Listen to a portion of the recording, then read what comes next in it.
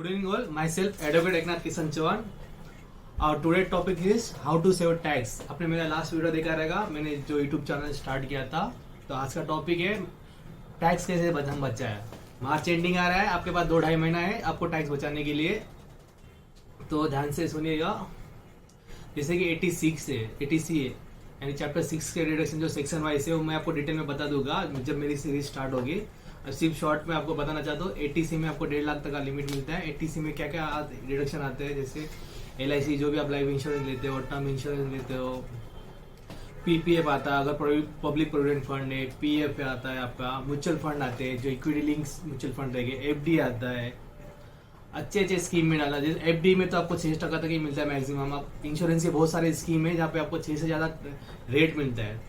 तो ये सब 80C में आपको 1.5 लाख तक का लिमिट है। दूसरा है, इसके अलावा 80C/D में 50,000 का एडिशनल डिडक्शन मिलता है आपको एक्स्ट्रा, जो नेशनल पेंशन स्कीम में आप डालोगे तो 50,000, यानी आपको 80C 2 लाख तक का कवर करता है। इसके अलावा आपका 80D का है, मेडिक्लेम है आपका। मेडिक्लेम अगर इंश्योरेंस निकालते हो, आपका इंडिविजुअल है तो आपको 25,000 तक आता है। अब आपके सीनियर सिटीजन का आप निकालते हो तो 50,000 तक मिलता है। इसके अलावा आपको प्रीवेंटिव हेल्थ चेकअप मिलता है 5,000 तक का पर मंथ, पर पर्सन के हिसाब से पर एनम मिलता है। दूसरा है कि आपको अगर आप मेडिकल एक्सपेंडिचर करते हो साल भर में, तो साल भर में 50,000 मिलता है। अगर आप इंश्योरेंस नहीं लिया रहे तो उसको आपको प्रूफ दिखाना पड़ता है। दूसरा है आपका 80E का, मतलब आपके बच्चे के लिए या खुद के लिए किसी के लिए एजुकेशन लोन लेते हो तो आपका हायर एजुकेशन का जो लोन लेते हो उसका इंटरेस्ट आप 8 साल तक डिडक्शन ले सकते हो 80E में। इसका एक ही बेनिफिट है कि 80C के अलावा कोई डिडक्शन मिलता है, इसलिए 80E में आप एजुकेशन लोन का इंटरेस्ट ले सकते हो। दूसरा 80EE में, और 80EE है जो इनकम फ्रॉम हाउस प्रॉपर्टी में आप 2 लाख तक का इंटरेस्ट क्लेम कर ही सकते हो। इसके अलावा जो आपका इंटरेस्ट बचता है वो 80EE और 80EE में जो अभी रिसेंटली सेक्शन स्टार्ट हुआ है, अमेंडमेंट किया है, उसमें आप 50,000 या 1.5 लाख तक का इंटरेस्ट क्लेम कर सकते हो।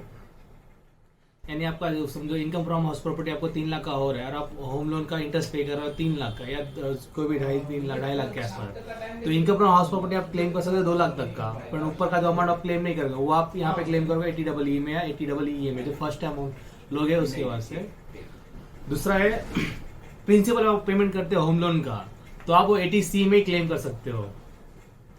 इसके अलावा भी बहुत सारे डिडक्शन है जो साइड बाई साइड में बता, जैसे 80GG है, रेंट पे करते हो आप इनकम फ्रॉम, जो अगर सैलरी रहेगा तो 10% आप GT आपका सैलरी का डिडक्शन मिलता है, रेंट पे किया रहेगा तो। और मैक्सिमम 60,000 यानी 5,000 पर मंथ के हिसाब से रेंट का डिडक्शन मिलता है।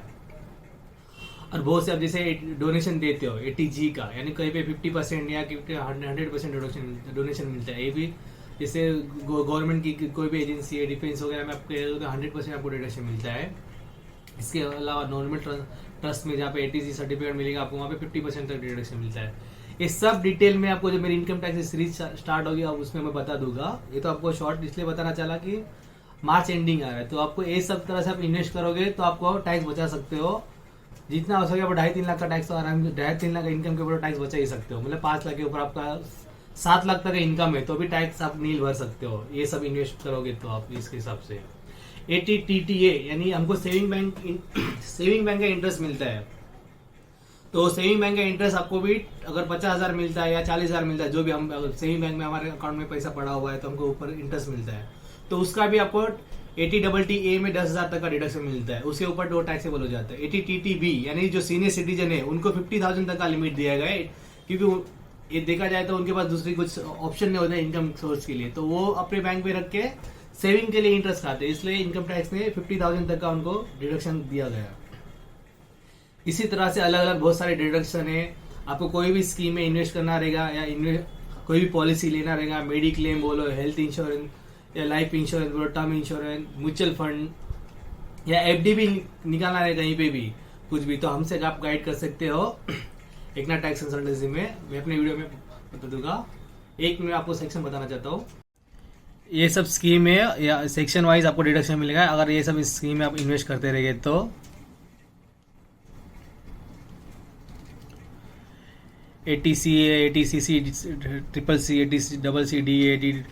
ATCCD, 80D है, 80DD है, 80TB है, ये अलग अलग सेक्शन है। आपको देखो अगर 80C में क्या क्या इन्वेस्टमेंट आता है, इन्वेस्टमेंट इन PP है, employ share of PF contribution आता है, नेशनल सेविंग स्कीम आता है, सर्टिफिकेट आता है, नेशनल पेंशन इंश्योरेंस प्रीमियम आता है, चिल्ड्रंस का ट्यूशन फीस भी आता है, सुकन्या समृद्धि में आप इन्वेस्ट करते रहेंगे तो वो भी आएगा, यूलिप प्लान जो इंश्योरेंस का है, ELS जो मैंने म्यूचुअल फंड के बारे में आपको बताया वो सब है, 5 years टर्म्स डिपॉजिट आता है, अलग अलग स्कीम है, ये सब आप देख डिटेल में बता समझ ही सकते हो। अगर कुछ भी कॉन्टैक्ट करेगा हमसे कॉन्टैक्ट कर सकते हो, आपको फंड डिटेल में बताना रहेगा। तो दूसरा है ATC CCC जो for amount deposit LIC annuity plan, ये अलग प्लान होता है एन्युटी का, एन्युटी प्लान और नॉर्मल LIC प्लान अलग अलग होता है।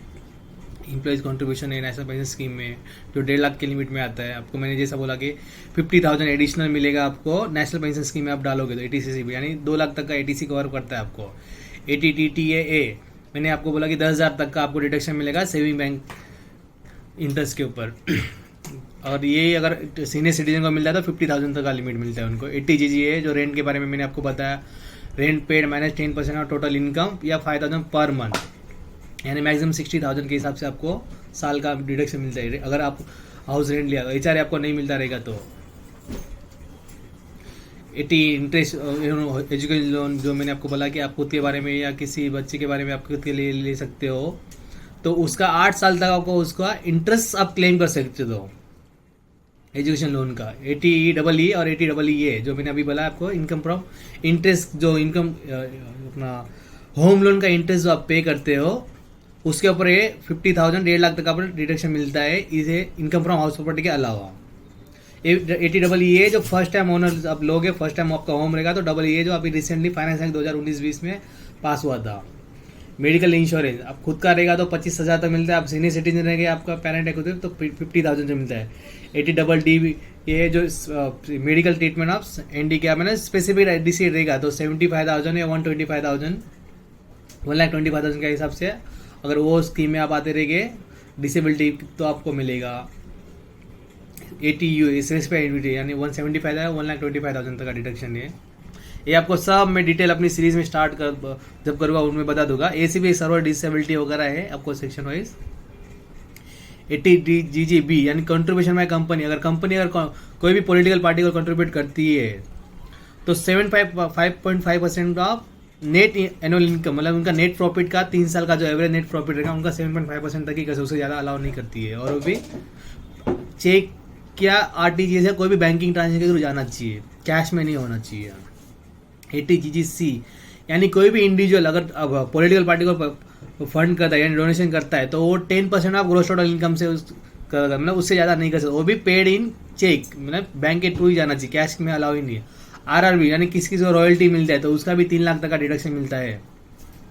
ये सब सेक्शन वाइज डिटेल है, आपको पर सेक्शन वाइज मेरे लेक्चर जब स्टार्ट होगा उसमें आपको शायद एक सेक्शन का 15 से 20 मिनट में लूँगा तो उसमें सब डिटेल बता दूंगा जो भी रहेगा। ठीक है, आज के लिए इतना ही, थैंक यू।